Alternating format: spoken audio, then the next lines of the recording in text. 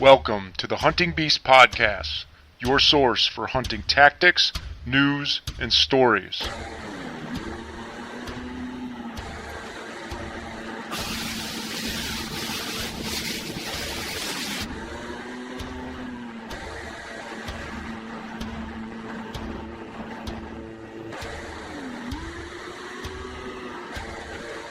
And now your host, Mario Traficante. Hello, and welcome to this week's edition of the Hunting Beast Podcast. This week, Dan and I will continue to answer questions from the Hunting Beast Forum. Swamps. I'm hunting a spot that's like a private spot. Nobody else is going in there. Right. It's mine. There's probably as many people that trespass in that 20-acre spot as what I get that wander through my public spot. Not many. The deer's bedding there because nobody goes there. So you got to treat that spot just like any other spot, and figure it out with the methods that we've talked about. And maybe, it's being private. There's one thing you could do. You put a cell cam in there. You could do that. You go in there in September and put a cell cam and leave it for the season. And I think, again, I can just bring up an example of the small property that I hunted for a while.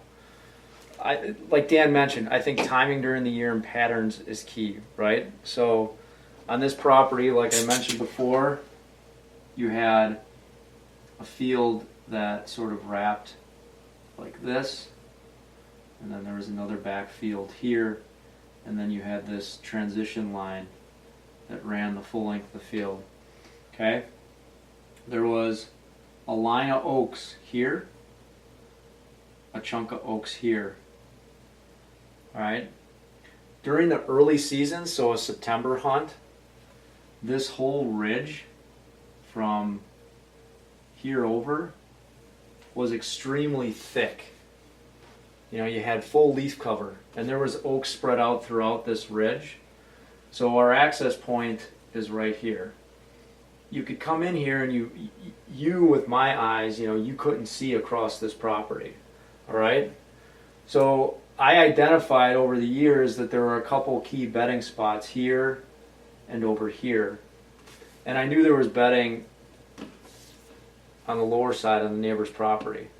So pattern-wise, early season, what I started to see, and we saw this happen multiple times, is we'd get bucks coming on a bedding, and they'd always come out of this corner and they'd hit this oak. And then they'd walk the transition line of the property and they'd feed in front of this oak. Now that was like early season patterns feeding on those acorns, okay? Now, if we didn't pressure this area too much, and this gets tricky because it's hill country and you've got wind coming over here, and how do you access this, and with the thermals going up the hill and that whole thing, it's still hard to hunt these beds. But deer would hold up in here if you could plan out a hunt on them, and they would come to these oaks. So as an early season pattern, like Dan says, the only reason I know this is after years of hunting it and screwing it up. I'm not going to say that I was smart enough to set up an observation stand. I figured it out because I was hunting the edge of the field, and there I see these bucks coming out. You just took the 5-year plan instead of the 1-day plan. Right, I took the 5-year plan. But so once you start to realize this, you're like, well, oaks are dropping. There's a trail coming out of bedding down here. Mm-hmm. I've seen big bucks show up in these two spots during these days, first week of September. It's likely that's a good spot. And once you get those observation eyes, you start to see trends with other properties. Right. And that's a big thing, too, that a lot of people don't get about hunting multiple properties, is that when you start really moving around hunting different places and scouting different places and always having your eyes in this stuff and using that your eyes more for observation and really learning from what you see, you start getting to the point where you can look at a property and go, the buck's going to be there, he's going to come out here, he's going to do this, and they do it. Right. And then as the year went on, so after you get some of that foliage drop and the surrounding farms, maybe they go to beans versus corn, but then you see a change. Like these spots, bye-bye. There's no more deer movement in daylight anymore in those spots. All of a sudden, these beds that were populated when there was heavy foliage here, gone. I mean, the first time that you come in here and that foliage drops and you could see across the two ridges out into the field, again, if the predominant wind is coming here and a buck's sitting here, he's watching us walk in. So then it switched to that pre-rut or rut hunting, mentality where there's one thick spot left and they travel across the property, in a certain way. Like there's, trail that came here and it forked here and it forked down here. So it was like this was the apex spot where everything kind of spread out, whether it was coming in this direction. So for pre-rut and rut, focused on this spot. But I knew that there was bedding over here on the neighbor's property, there was bedding over here on the neighbor's property, but I can't hunt that. I can only hunt how they travel through the property I had access to. And that meant instead of hunting it, honestly, 15, 20 times a year, going down to hunting it 5 times in a season, or maybe 2 times in a season. Once in the early season, and then a couple sits during that pre-rut. And you're looking at a 70-acre property, and that's all you're going to get out of it. Mm-hmm. Now a guy may say, plant a big food plot here, plant a big food plot there. I never had the time or anything to do that. Would that have pulled in more deer earlier on and changed patterns? Yeah, probably, but... Yeah, but you're probably still killing the big bucks back where they were. Right. So you just might have had more on the property, though. Right. I think we answered this one. It's just, Dan and Mario, what constitutes hot versus warm versus cold sign? What decision do you make based on that sign? Kind of talked about that. Well, one thing is we talk about hot sign a lot and cold sign and stuff. But if you go into a bedding area that you got confidence in and it's cold sign, don't turn around and walk out. A lot of times those big bucks aren't leaving a lot of sign. Hot sign, what it does for me, and what constitutes that is fresh tracks, fresh droppings, fresh rubs. I mean, stuff that you look at it and you go, this is done in the last few days. Because their patterns change a lot. Mm-hmm. That's hot sign. But now, to answer that part of the question. But, you walk into these spots and you're planning on hunting there and you don't see hot sign. I mean, if it's muddy ground, there's no tracks, yeah, spin around and leave. But if there's a little bit of deer sign and stuff and you're like, I don't know, one buck getting up in the bedding, passing through quickly, and going someplace else might not be leaving a sign. And what I do see is the 2-year-olds and sometimes the 3-year-olds leave a lot more sign than giant bucks. Old bucks, it's almost like they know better than to leave that sign around their bedding area. The biggest buck I've ever shot, ever, score-wise, there wasn't a rub or a scrape within 100 yards of the bed that he was using. And I watched him with glasses bed in that spot for 2 years, and I picked up one of his sheds in that bed, and there wasn't a rub anywhere near it. If you would have walked up to that bed, you'd have saw a worn-out bed, but you wouldn't have seen hot sign. Right. So don't abandon something because it doesn't have the hot sign. What hot sign means is if you run into sign and it's someplace where I was thinking about hunting here, set up, hunt, you got sign there. But don't abandon spots that don't have it. I mean, I kind of went a little off of his question. No, but it makes good sense because here's another comment on that. Remember that a deer is an animal. They're making sign, whether it's scenting, whether it's making a rub, which is releasing scent, whether they're rubbing their orbital gland, whether they're peeing on an area, making a scrape, which is expanding their tarsal glands and their glands in between their hoofs. These things, this is all a different way that they communicate to each other. And sometimes that's a hard concept for us to imagine because it's probably good that humans don't do that. But we communicate through nonverbals, our expressions, right? Through talking, okay? We're much more visual, where deer and a lot of other animals, they're using scent to communicate, right? they're using some of those visual cues and their topography and nature to travel through their environment. So if you have a mature buck and he doesn't have to compete with anything else, and he's the dominant buck in that area, and you have low deer densities, you're probably not going to see as much sign. Where you have higher deer densities, higher mature buck deer densities. Absolutely.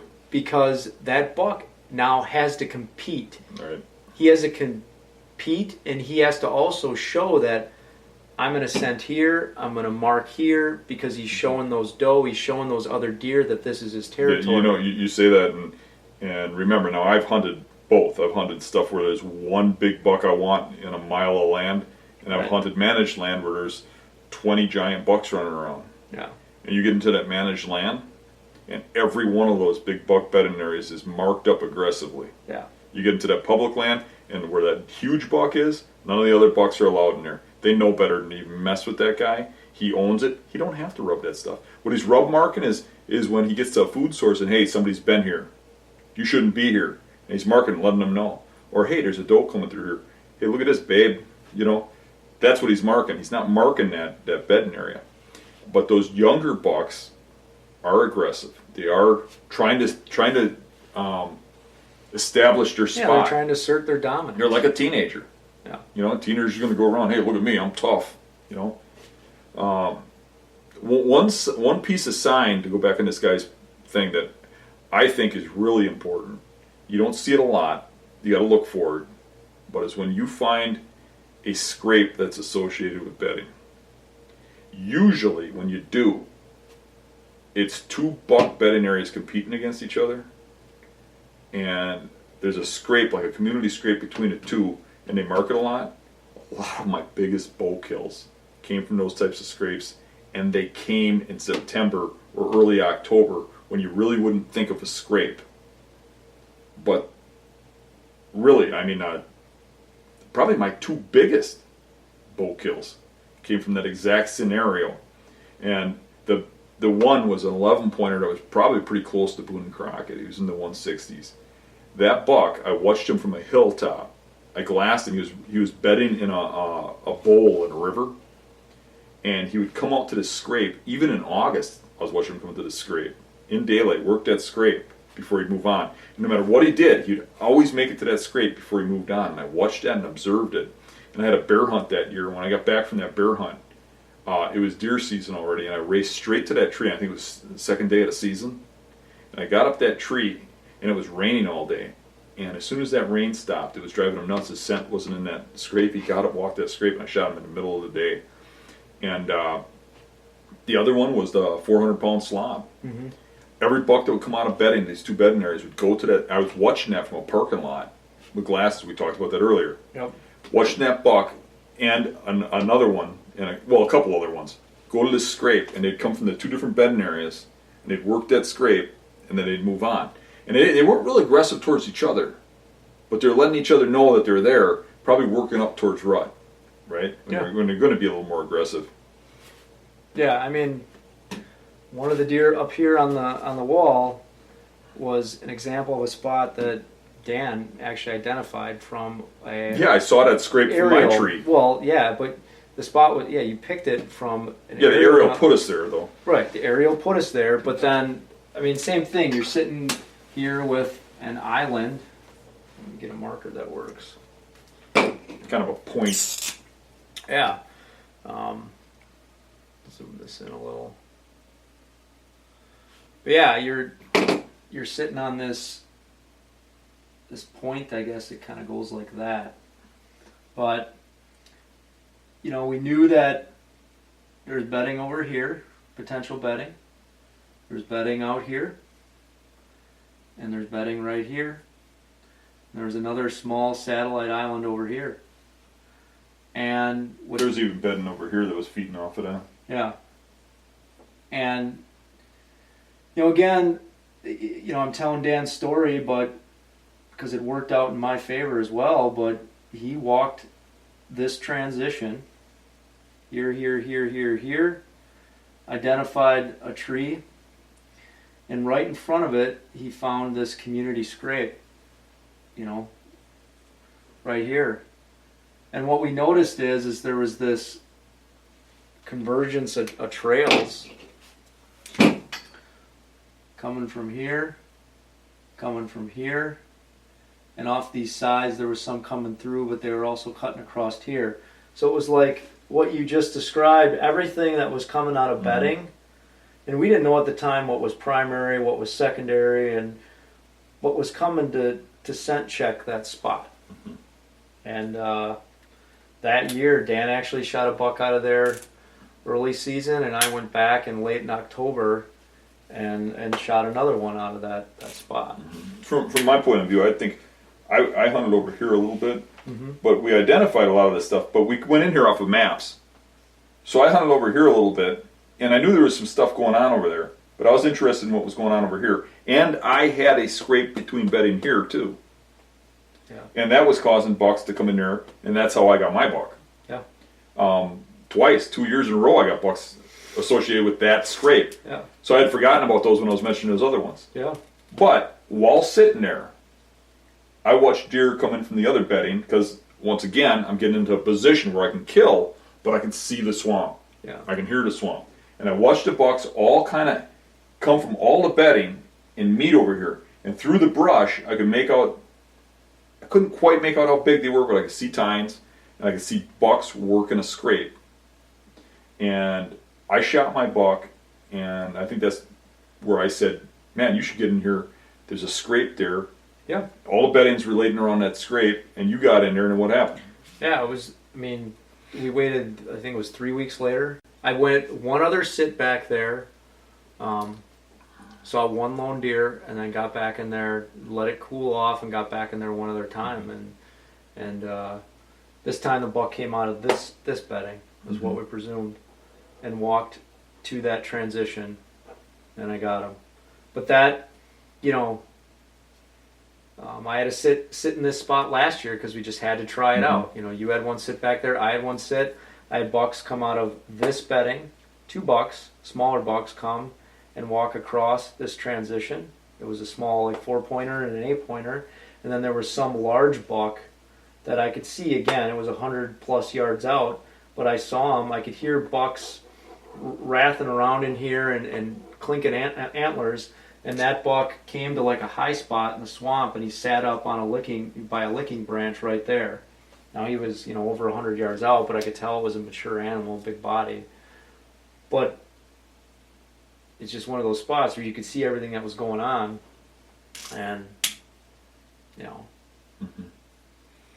speaks think to that about hot sign. That hot sign. You think turned about us it, onto that spot. and really, it's kind of revolutionary in the fact that nobody's really discussed it like we're discussing it. But people have called them primary scrapes when they come in early and they're there all year kind of thing. But I think a lot of what people are calling primary scrapes are really what we're looking at, and they don't realize that the bedding's associated with it. Yeah. The reason those bucks are meeting there is because they're coming out of bed, and we know that. I mean, it's not something I'm just making up. I mean, we know that. We've backtracked the trails that go straight to the beds and come in there, and it's been buck after buck after buck we've killed like that. And really, that's been the most consistent thing I've had for sign-wise. This guy's question was about hot sign. Yeah. That's been about the most consistent piece of sign I've had where I kill big bucks. And when you find that, especially if it's not in rut, because rut's going to confuse you because you're going to see scrapes everywhere. Right. But especially when it's not in rut, and you start seeing scrapes, and they're near bedding, set up a freaking stand. Yeah. Because I can't tell you how many times that's paid off for me. And as we're sitting here talking about it, I'm thinking about, that buck too. That buck too. And people always say, well, I don't hunt over scrapes because I've never killed bucks on scrapes. Well, this kind of scrape you do. And I've killed a lot of bucks that way, not only for myself, but I put other people on them. And even when I guided, we had spots like that. It seems like you find a scrape like that, if it's in September or early October, and it's associated with 2 bedding areas, it's almost like a slam dunk. Yeah. And it's a cool, when you're on it and you get the opportunity to hunt over a spot like that, it makes for a pretty fun sit. Because in the swamp, you'll hear deer start to get up and you'll hear that tertiary, that secondary, and that primary bedding, and it happens right at those different times. You know, at like 4:30, you start hearing and you hear them start breathing through, you know, their nose. You'll hear the, and then you'll hear that start slosh, and you hear all the different deer get up and they start moving around and interacting, and this whole area will light up, and you'll see a wave. Like you'll see a couple immature bucks come out, and then maybe you see a little bit bigger one, and then if you're lucky enough, and you have enough daylight left, depending on your proximity to bedding, that big guy will make it. Yeah. You talk about Because they're all trying to get to you this talk about island. how far those bucks move in daylight. You were sitting on that scrape. That buck was bedded right here. I mean, what is that? I mean, I don't even think that was 100 yards to that scrape. And when you shot that deer, it was at closing time. I mean, it was right there. Yeah. And that's solid swamp. Yeah. That hunt to me was a special hunt. When you got that buck, I felt so cool for you. That was And fun. when we went out there, I love you know, I have a hard time watching my own videos because I edit them for so long. They drive me nuts watching them because it's me talking. Yeah. But the one part I like about that swamp video is that reaction that you have. When you're like, I forget exactly how you said it, but damn right I'm happy. However you did that. Yeah. Yeah. But I love that. I mean, that was a great time. No, that was a fun hunt. Yeah. That was a good one. Hopefully we have many more of those to come. Yeah, just you cool it on shooting bigger ones than me in any given year. Hey, I can't help, you know. We'll see. We'll see what happens. All right. I shouldn't have been so greedy about that other spot first, right? You know. Yeah. Well, that's all right. This is what it is. I hope we both have success again this year. It'll be fun. Yeah. So, all right. Next couple ones here. So there's one. It's just general big woods hunting info. Dan. Okay. Big woods info.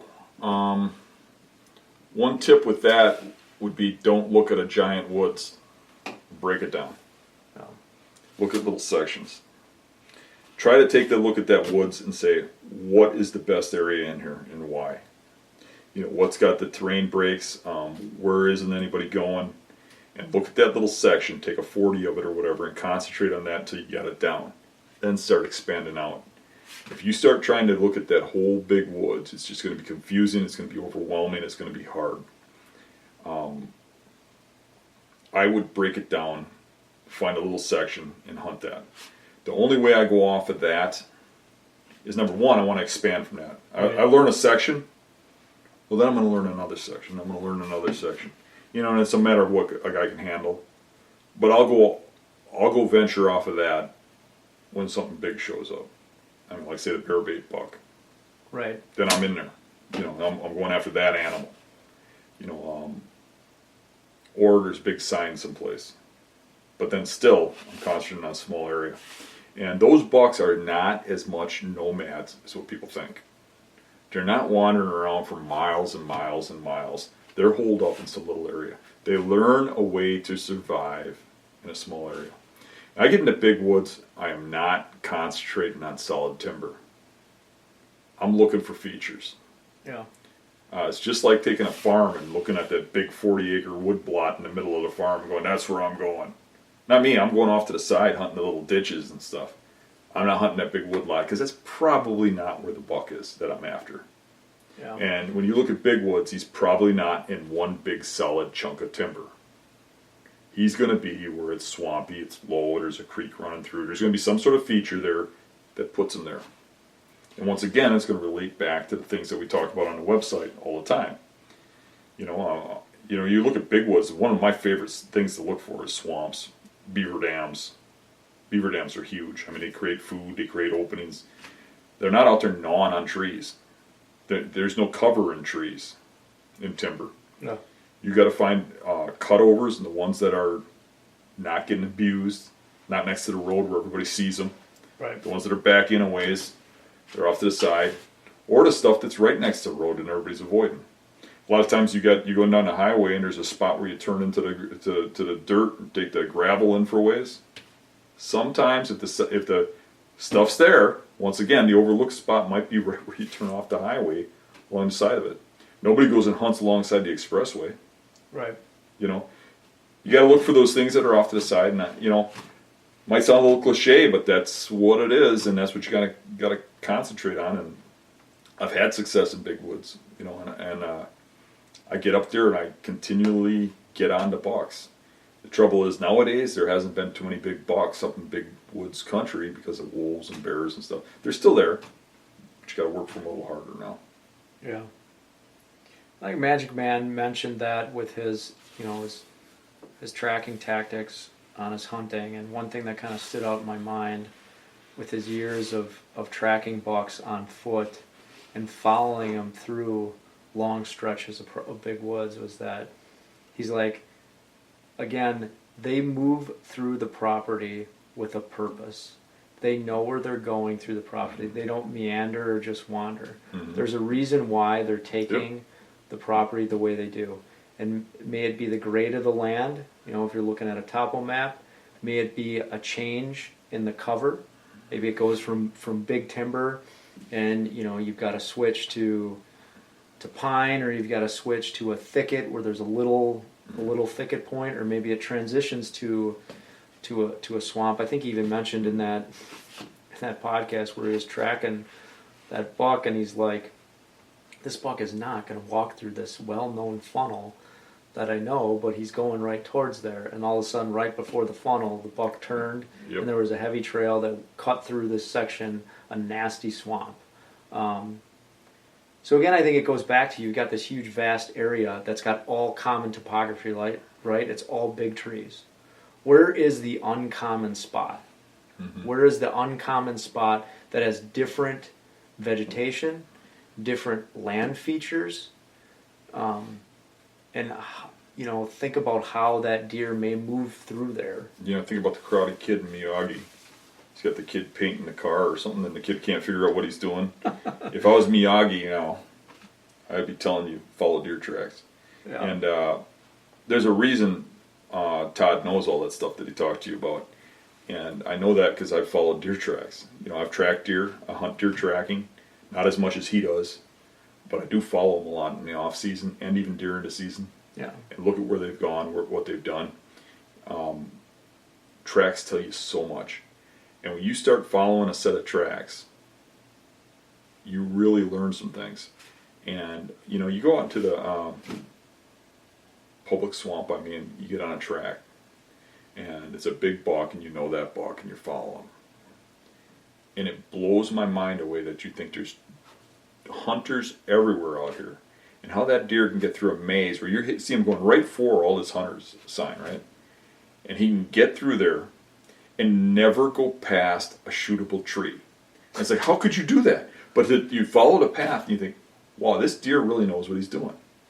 You know, and you start looking at this stuff and how he sweeps around a known hunting spot to the downwind side.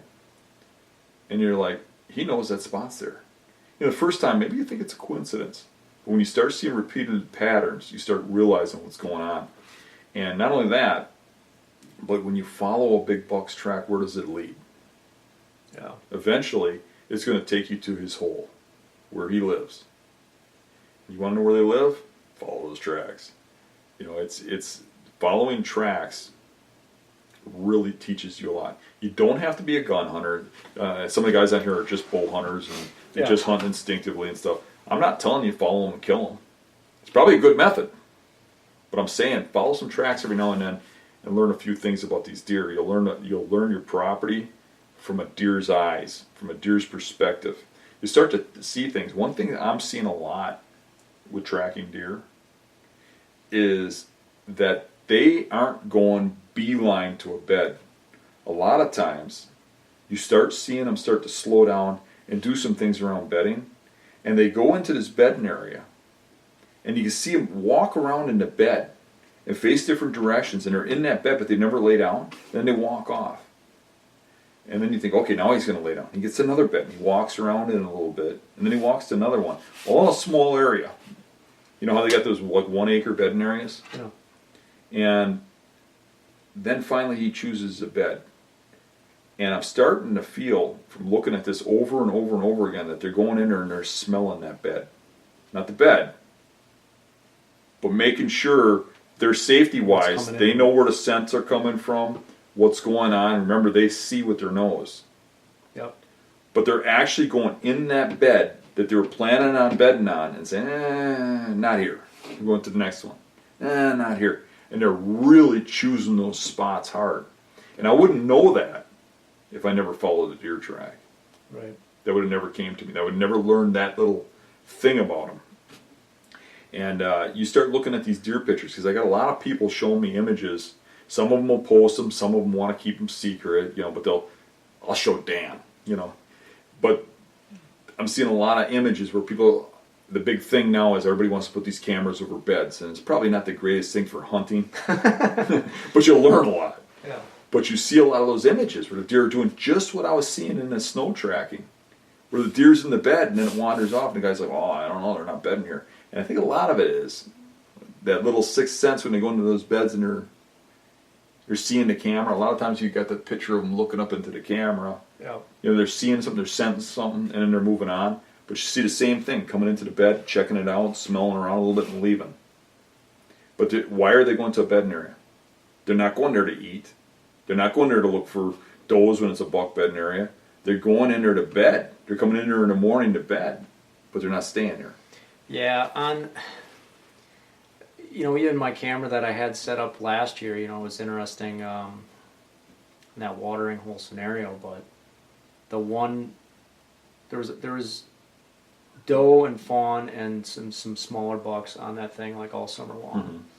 Mm-hmm. And the one or two mature animals we got, what was funny about it is the two pics were on the hottest day of the entire summer, and every other deer that typically crossed that camera's path would walk right into the water and splash around the water and drink and cut through right across it. Mm-hmm. That buck, now you can wonder why it did that. It only stuck its head and neck out, drank water out of the pond, and disappeared. And there was only 2 pics of it.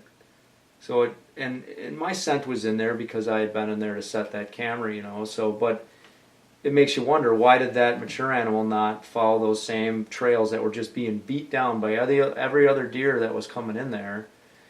He only came in, We were sitting at Andre's house and watching deer in his food plots, and he pointed something out to me. He says, watch this buck when he comes out. So the camera's at this one tree. It's an open area. You watch that buck come out and completely circle around that camera to go to the food. He knew it was there. Yeah. Probably don't know it's a camera. He just knows it's something. There's something there that ain't right. Right, that's not. It's way around. That concludes today's podcast episode. Please go to thehuntingbeast.com to post any discussions, questions, or comments regarding today's podcast episode.